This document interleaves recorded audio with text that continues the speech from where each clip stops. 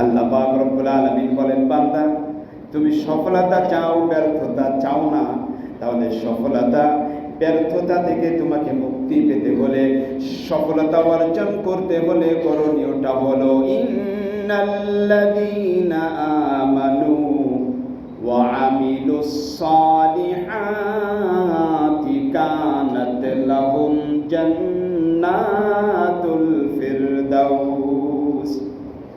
আমাদের চাওয়া পাওয়া জান্নাতুল ফিরদাউস।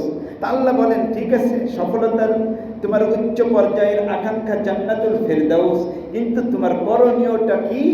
ইন্নাল্লাযীনা আমানু ওয়া আমিলুস সালিহাত। নেক ঈমান এবং আমল, ঈমান এবং নেক আমল, এই দুইটা হলো সফলতার চাবিকাঠি। যাই হোক, সফলতা চাই, জান্নাতুল ফিরদাউস আমরা সকলেই আকাঙ্ক্ষিত চাই। এর জন্য করণীয় নেক আমল, ঈমানের সাথে।